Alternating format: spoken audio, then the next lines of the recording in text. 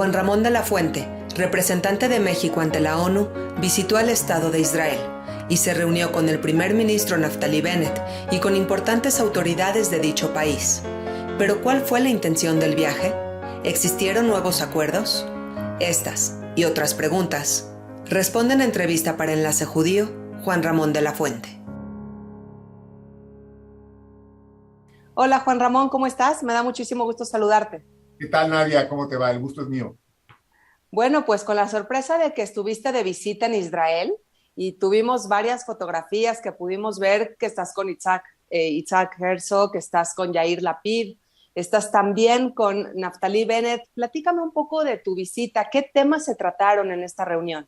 Mira, fue una visita que organizó el embajador de Israel en la ONU con un grupo pequeño de embajadores de diversas regiones del mundo, y el propósito fue fundamentalmente que tuviéramos diálogos con los líderes políticos de Israel, también con algunos líderes comunitarios, con organizaciones sociales, con el sector salud, con el sector del agua, es decir, darnos una idea de por dónde está moviéndose el desarrollo de Israel, claro, en el contexto pues de que es una zona que ha sido históricamente de conflicto y que es un tema recurrente en la ONU.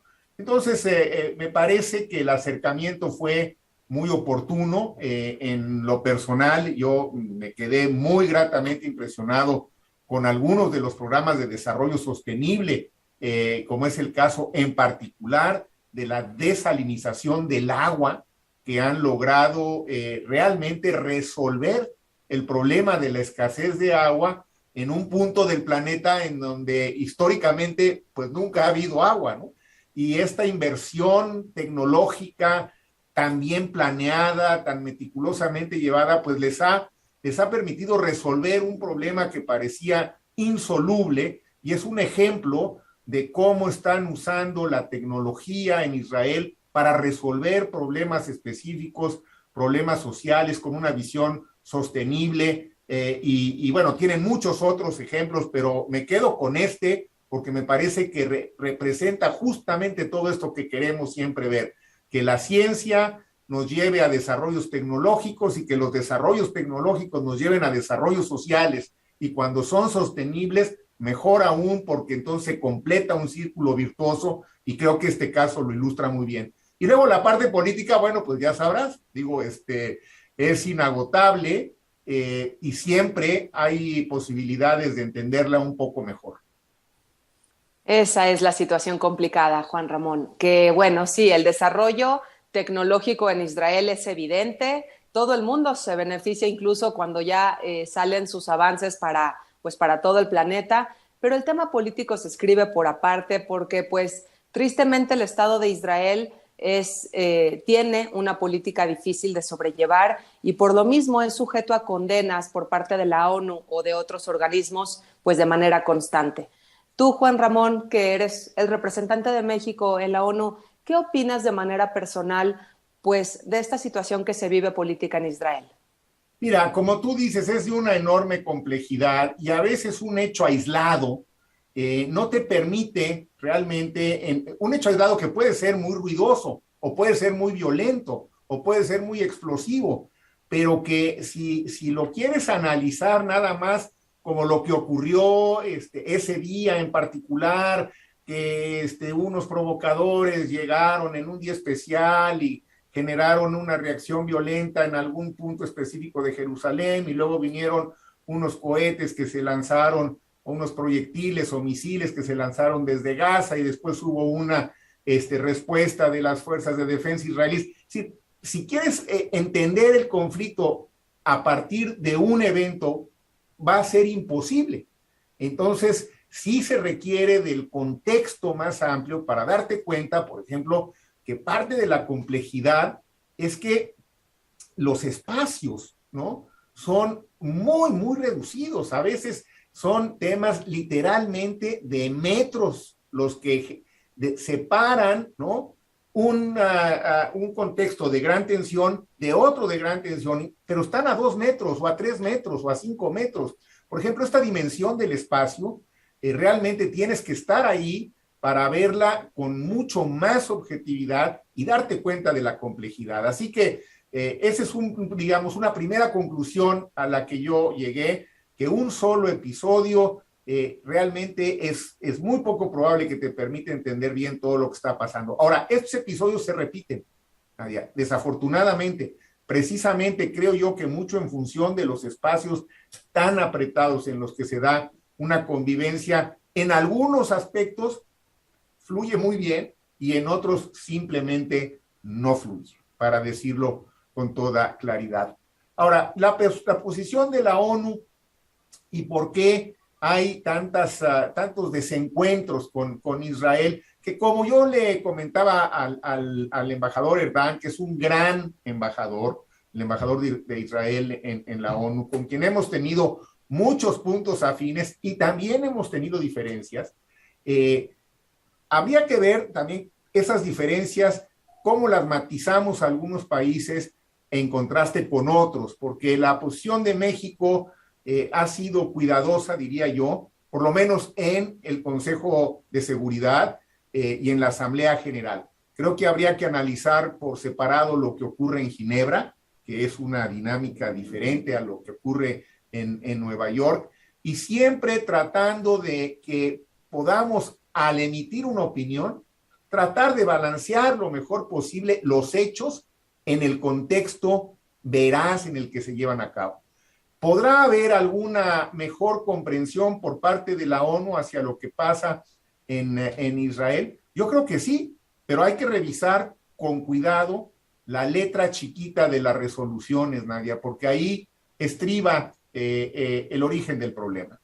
Empezamos con un problema de una resolución que marcaba unos límites territoriales a partir de 1948, que luego se modifican con la guerra de los 6 días y que pues dan lugar a nueva configuración de las fronteras, y ahí empieza el problema de una resolución previa a esa guerra y la situación territorial que queda después de esa guerra.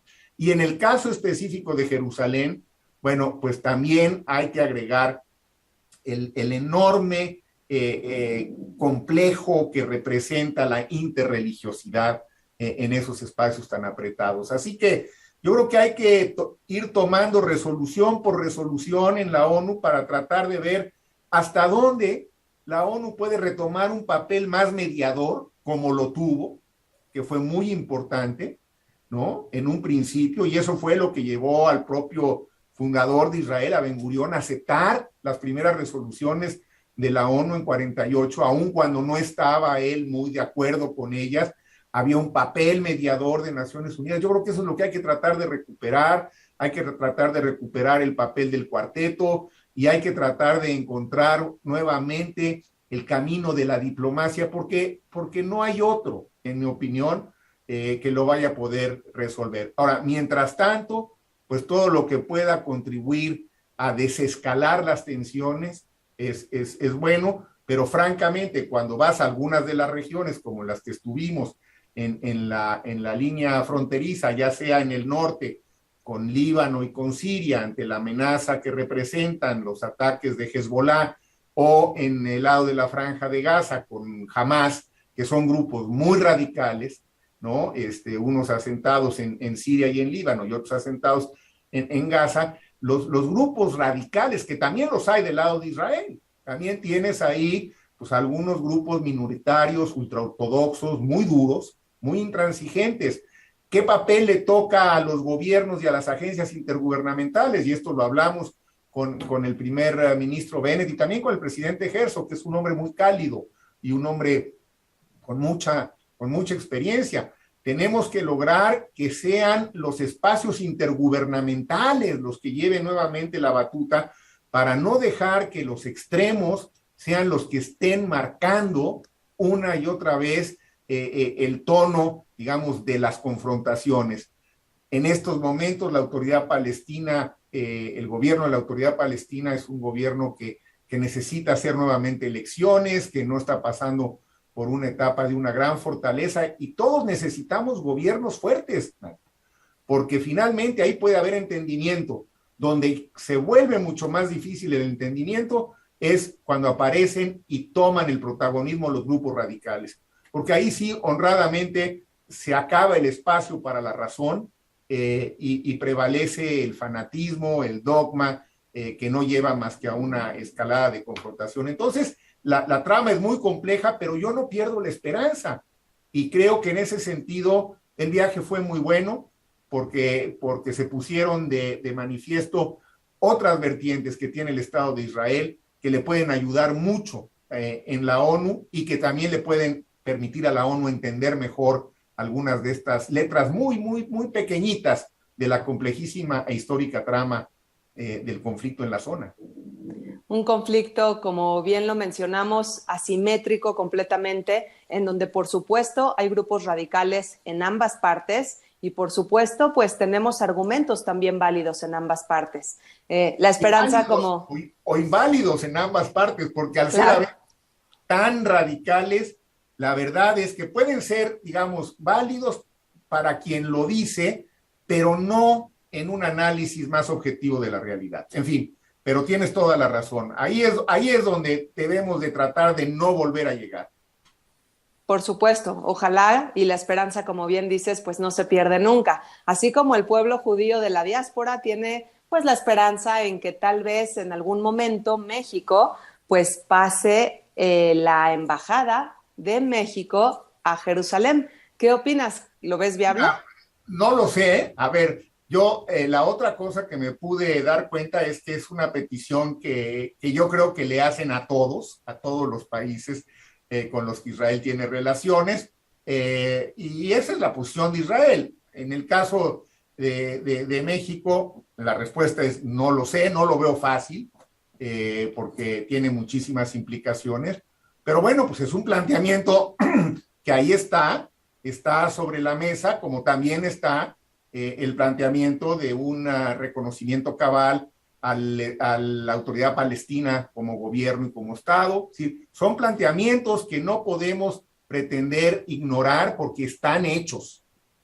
Y lo que hay que en todo caso es analizarlos con cuidado y buscar qué oportunidades hay para que en un momento dado algunos cambios que se puedan realizar contribuyan positivamente y no generen nuevos problemas, porque eso sí es lo que me parecería que sería una gran irresponsabilidad. Pero déjame decirte que la relación bilateral entre Israel y México, y quedó muy clara a todos los niveles de las pláticas y las reuniones que tuvimos en el Knesset mismo, con algunos de los múltiples partidos políticos que están ahora muy activos en este parlamento tan complicado. La verdad es que la democracia en Israel es de una complejidad asombrosa, de a veces como un voto acá, un cambio de postura acá, pueden hacer que se tambalee todo el gobierno, ¿no? Y como los temas son muy, muy complicados, pues no siempre hay la consistencia y la predictibilidad que se quisiera. Pero es también una buena lección, de cómo se puede convivir en una democracia tan apretada cuando hay leyes y cuando las leyes se observan y se cumplen. Y yo creo que en eso también hay algo muy interesante que aprender de esa democracia tan compleja. Sin duda, muy compleja, muy emocionante para todos los que viven en Israel. Bueno, siempre las cosas pueden cambiar de un segundo a otro. Estuviste también, Juan Ramón, en Israel, pues paseando, visitando diferentes lugares, muy independiente al tema diplomático y pues político. ¿Cómo viste el Estado de Israel en este viaje? Pues mira, no fue tanto paseo, déjame decirte, me hubiera gustado tener un poco más de espacio de paseo, eran jornadas muy largas, pero sí visitamos algunos otros espacios que no están metidos directamente en temas de conflicto, donde Israel ha tenido un desarrollo fantástico. En la parte de salud y de medicina, algunos programas que me parecen realmente formidables, lo que está haciendo el Centro Médico de Sheba, que es emblemático de ahora toda la parte de la internacionalización de los programas de salud, en los cuales creo que tenemos mucho que también aprender y mucho que ofrecer, y ya dejamos sembrada ahí la posibilidad de establecer y renovar algunos convenios. Hay otra parte que me pareció fantástica. Fíjate que en un pequeño poblado, Serot, en la frontera, en la línea fronteriza con la franja de Gaza, que están constantemente sometidos en fin, ataques o amenazas. La sirena suena cada 3 o 4 horas. La población ha tenido que desarrollar una enorme resiliencia, Nadia, para aprender a vivir bajo una amenaza constante. Y tienen unos programas de apoyo psicosocial y de salud mental que me parecieron realmente encomiables. En pueblos relativamente pequeños, no necesariamente, digamos, con muchos recursos, más bien modestos, pero en donde utilizan los espacios para hacer una enorme cantidad de programas de apoyo comunitarios que han ido construyendo resiliencia desde niños hasta personas de la tercera edad para poder convivir, ¿no? Y al mismo tiempo sobrellevar una presión brutal, ¿no? Porque además el tiempo que transcurre entre que suena una sirena y puede caer un proyectil donde estás tú parado, no son más de 30 segundos. Entonces, aprender a qué hacer en esos 30 segundos, cómo protegerte mejor y sobre todo cómo poder seguir tratando de llevar una vida pues lo más normal posible en esas condiciones. Realmente fue una experiencia para mí, además por mi propia formación, muy interesante y que sí me permitió a mí inclusive decírselo directamente al primer ministro que en el diálogo que sostuvimos, que me preguntó qué era lo que más me había llamado la atención. Le dije, la verdad, ese programa, primer ministro, en esta pequeña población, no más de 30,000 habitantes, donde han logrado entre todos desarrollar una resiliencia que me parece realmente muy digna de estudiar y de analizar, porque lo han hecho muy bien en condiciones adversas. Entonces, sí hubo oportunidad de tener también esa parte, esos contactos con la gente, con algunas organizaciones sociales, y ver esta solidaridad, cómo la han ido construyendo y la han ido canalizando a programas específicos. La verdad, son también lecciones muy, muy importantes que me parece que hay que tomar en cuenta. Por supuesto, qué mejor que estos aprendizajes en los viajes en donde uno puede ver de primera mano pues la realidad del país. Pues sí, Mejor que eso nada, ¿no? mejor que eso nada, la visita en el terreno. Fíjate, algo que también les decía yo, creo que es parte de lo que le ha afectado un poco al Consejo de Seguridad. Las visitas a los lugares que se hacen rutinariamente con la pandemia se suspendieron. Entonces hay otros lugares en el mundo que tienen situaciones muy, muy difíciles, muy complicadas. Y no estoy hablando de la invasión de Rusia a Ucrania, estoy hablando de otros lugares en el norte de África, en fin. Pero no se había podido, hasta ahora se han empezado a reanudar las visitas que se tienen que hacer, porque como tú bien dices, mira, no hay nada como estar en ese lugar, hablar con las personas y que te cuenten su experiencia. Oiga, ¿usted qué hace cuando escucha la sirena? ¿Qué hace en los 15 o 30 segundos que tiene para poder protegerse a usted o preguntárselo a una madre que tiene un par de niños pequeños y que puedes hablar con ellos en algunos de estos centros de convivencia, hablar con los maestros en las escuelas, hablar con los trabajadores en los centros de salud? Eso te dice, creo yo, a veces mucho más que pues cualquier otra experiencia o cualquier otra documentación. Así Por que, supuesto. la verdad, buena, muy productiva la visita, y tengo entendido que el embajador Gran va a venir a México, va a ir a México a finales del mes de junio, y creo que también será muy interesante platicar con él para ver cuál fue la perspectiva con la que él se quedó. Es decir, yo te doy la perspectiva del que fue de visita y ahora sería muy interesante conocer la perspectiva del que fue anfitrión. Claro que sí, ya programaremos la entrevista, Juan Ramón, juntos. Y finalmente quiero preguntarte pues sobre México, porque como embajador de México ante la ONU, quiero preguntarte cuál es el principal interés que tiene México con respecto a este tema de la Organización de las Naciones Unidas. Mira, Nadia, el principal interés que tenemos en este momento es ver cómo logramos hacer alguna reforma en el Consejo de Seguridad. Lo que vimos que ocurrió a raíz de la invasión de Rusia sobre Ucrania, que el Consejo de Seguridad se vio paralizado por el veto a la resolución, que es quizá lo que hubiera permitido por lo menos amortiguar, no estoy seguro que hubiéramos podido evitar la invasión, pero hubiéramos podido quizá detenerla, quizá posponerla, quizá amortiguarla, es decir, hubiera habido cierta oportunidad, perdón, de que la diplomacia hubiera podido hacer algo antes de que se viniera propiamente dicho la invasión y la confrontación.